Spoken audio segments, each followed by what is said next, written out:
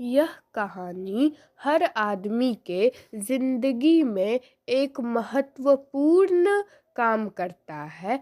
इसका अर्थ बहुत महत्वपूर्ण है, इसलिए एक बार ज़रूर सुने।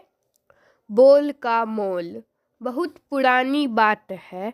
एक बूढ़े आदमी के 3 बेटे थे। वे तीनों बोल चाल और आचरण में एक दूसरे से बिल्कुल अलग अलग थे। एक बार तीनों अपने पिता के साथ लंबी यात्रा से लौट रहे थे। यात्रा में कुछ अधिक समय लग गया। इससे उनके खाने पीने की वस्तुएं समाप्त होने लगीं। धीरे धीरे उनका धन भी समाप्त हो गया। वे लोग 2-3 दिन से भूखे थे। वे इस प्रयास में थे कि किसी तरह जल्दी से जल्दी अपने घर पहुंच जाए। चारों व्यक्ति थक कर एक पेड़ के नीचे विश्राम कर रहे थे। तभी उन्होंने एक व्यापारी को उधर आते हुए देखा। वह अपनी बैलगाड़ी को हाँकता हुआ चला आ रहा था। उसकी बैलगाड़ी में तरह तरह के पकवान और स्वादिष्ट मिठाइयाँ लदी थीं। शायद वह किसी मेले में जा रहा था। पकवानों की महक से उनके मुंह में पानी आने लगा। बूढ़े ने अपने लड़कों से कहा, उस बैलगाड़ी वाले से खाना खाने के लिए कुछ मांगो, शायद वह दया करके कुछ खाने को दे दे। यह सुनकर सबसे पहले बड़ा बेटा बैलगाड़ी वाले के पास गया। वह व्यापारी से बोला, अरे ओ व्यापारी, तू इतना माल ले जा रहा है, हमें बहुत भूख लगी है, थोड़ा हमें भी खाने को दे दे।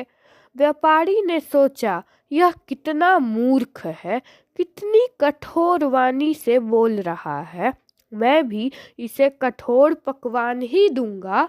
यह सोचकर उसने बूढ़े के सबसे बड़े लड़के को एक सूखा मिठाई दे दिया। व्यापारी थोड़ी ही दूर चला होगा कि मंझला लड़का उसके निकट आकर बोला, बड़े भाई प्रणाम, क्या छोटे भाई को खाने को कुछ भी ना दोगे? व्यापारी ने सोचा, इसने मुझे बड़ा भाई कहा है, छोटे भाई को कुछ देना मेरा कर्तव्य है। उसने एक दोना भरकर मिठाई दे दी। अब सबसे छोटा भाई व्यापारी के पास पहुंचा। उसने व्यापारी से कहा, प्रिय मित्र, हम लोग भूखे हैं। इस मुसीबत की घड़ी में तुम हमारा सहारा बन सकते हो। क्या एक मित्र दूसरे मित्र को भूखा देख सकता है? व्यापारी ने सोचा, मित्र पर तो लोग सब कुछ न्यौछावर कर देते हैं। मेरा यह मित्र मुसीबत में है, मुझे इसकी सहायता करनी चाहिए।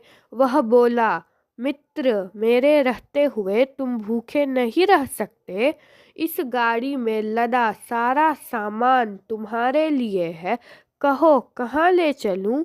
तीसरा बेटा बैलगाड़ी में बैठकर उस जगह आ गया जहाँ उसके पिता और दोनों भाई बैठे हुए थे। व्यापारी को वहां आया देखकर पिता ने बेटों से कहा, देखो और सोचो, जिसने जैसा आचरण किया उसे वैसा ही माल मिला। अब तो तुम बोल का मोल समझ ही चुके होगे।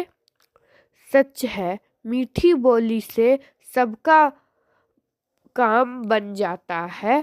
संत कबीर ने कहा है।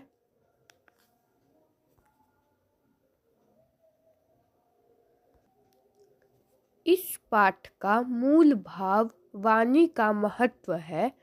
इसमें लेखक यह बताना चाहते हैं कि मीठी वाणी से किस प्रकार हमारे कार्य सरल हो जाते हैं और दूसरों के मन को भी अच्छा लगता है। इसलिए हमें हमेशा मीठी वाणी बोलना चाहिए। इसलिए कहते हैं ना, मीठी बानी बोलिए, मन का आपा खोलिए, औरों को शीतल कीजिए, आपन शीतल होइए। इसका अर्थ है खुद भी प्रसन्न रहिए और दूसरों का भी मन मोह लीजिए। इसलिए मीठी बानी बोलिए, क्योंकि कहते हैं न, शब्द से बड़ा कोई भी हथियार नहीं होता। इसलिए सदा मीठी बानी बोलना चाहिए। अच्छा लगेगा तो हमारी वीडियो को शेयर, लाइक, सपोर्ट और सब्सक्राइब कीजिएगा और ऐसे ही हमारी वीडियो देखते रहिएगा। हर हर महादेव।